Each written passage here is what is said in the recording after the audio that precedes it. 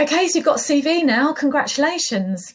You're nearly all the way there. But there's one really important part, and that's the review right at the end. And I would say get a third party involved here. Often you don't see your own mistakes, and that might be something that you missed off that you haven't noticed. So it's a work in progress, your CV. You might be lying in the bath one day thinking, I forgot to mention so and so. Pop it on your CV.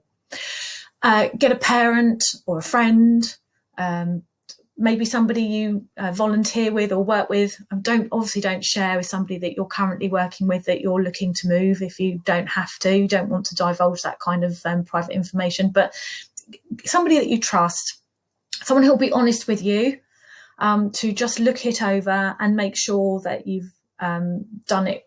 You know, the English is good. They might spot some obvious improvements, but also it's time for you now to do a automated review using a grammar and a spell check. There's no excuse for not grammar and spell checking because the computer does it for you, okay? So you must do that. Then I want you to take a step back. I want you to print your CV if you can, because what you see in printed form is very different to what you will see on the screen. And I want you to look at it, take a step back and have a look at the layout. Is it easy to read? Have you over stylized? Have you used colour? Maybe colour's not a great thing to use. Don't use too many fonts. If you want to highlight something like a heading, use bold. You might use an italic. Don't overdo it. It becomes very difficult to read. You know what you've written down, so your eyes might more likely skim over mistakes and skim over things that could be improved. A third party won't. A parent, a friend will not see what you see. So they do get another opinion. But look at spacing. If you've used too much spacing, it might be that a CV that could be on one page and look really beautiful and easy to read has dropped onto a second page unnecessarily. Do not squeeze information onto pages because it looks very cramped and it's difficult to read. But quite often a first CV will turn up on one side of A4, except maybe your hobbies and interests, maybe 3 or 4 lines have dropped off onto a second page. You don't really want that. It's a bit messy. Second page with 3 or 4 lines on it seems sort of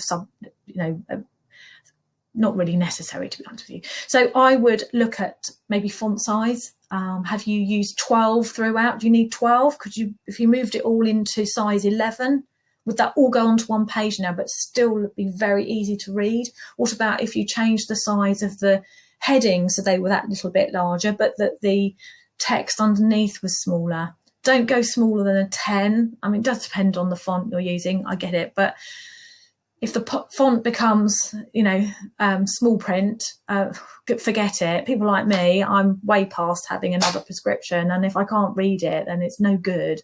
So neat, tidy, bullet points where you're listing responsibilities within jobs makes it very, very easy to read.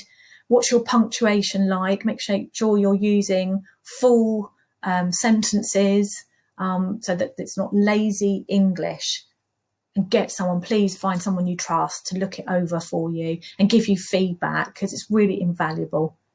I hope that's been useful. If you've got specific questions, I can answer them at claire.white@clarityteam.co.uk. But good luck.